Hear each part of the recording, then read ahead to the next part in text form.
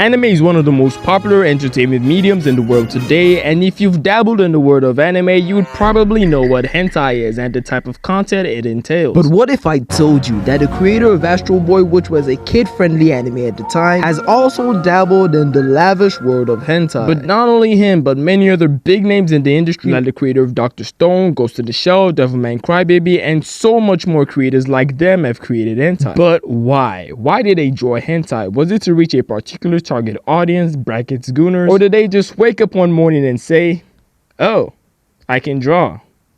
Why not make some porn? Yes, that is the exact reason why. So I'm just going to explain the history of anime to hentai. Anime dates back to the early 19th century, but was not fully kickstarted until 1963 when Osamu Tezuka created Astro Boy as a coping mechanism for post-war Japan. And Astro Boy saw big success in Japan and was eventually brought to the US in the 70s. But Astro Boy wasn't the only series he worked on. He had also oversaw one of the first hentai animations. 8001 Night was a hentai animation that followed the story of the popular Arabian Nights, and the screenplay was done by Osamu Tezuka himself, meaning he spent day and night animating two people smashing. Talk about a good way to use your talents. And this movie would go on to start what I like to call the Great Hentai Virus. Suddenly, every other popular mangaka wanted to publish their very own doujinshi, brackets self-made hentai, and they would go on to make association of other people that also love drawing hentai. But the term hentai wasn't really common during this time. It was just a bunch of guys drawing porn and getting high on their own supply. But it wasn't until the 80s that anime saw a big popularity spike in the West. You see, Americans consumed a good amount of anime during this time, but there was no trace of hentai in the West, mostly because of censorship. But that problem was sort of fixed back then. I don't really know how they got around the censorship issues, but that's a video for another day. So subscribe if you want to see it. Back in the 80s to the 90s, the average American anime viewer wasn't interested in explicit anime content, but rather they just wanted to see the giant mecha fights and cool superhero shit. But all that changed with the release of Uruski Doji. I probably fucking butchered that name. But all that changed with the release of Uruski Doji. The anime popularized the tentacle hentai trope we all know and love today, and drew a lot of Americans to explicit anime content. But tentacle hentai can be dated as early as the 18th century, specifically 1814, with the most notable one being Dream of the Fisherman's Wife. Quite the name if you ask me. But aside from tentacles, magical girls also played a big role in the development of today's hentai. Cause what is the first thing that comes to your mind when you see a magical girl? Of course, it's lollies. Not that kind. I'm talking about childlike characters that are written to be of age and take part in explicit activities. Like at this point, if you watch lolly porn, the CIA should run a fucking background check on you. Cause bro, that should not be a normal fetish. Like why the hell would you want to see underage characters do that type of shit? Hell nah, man. But before I forget, I still haven't talked about the first piece of furry porn ever discovered. Yes, you heard me right.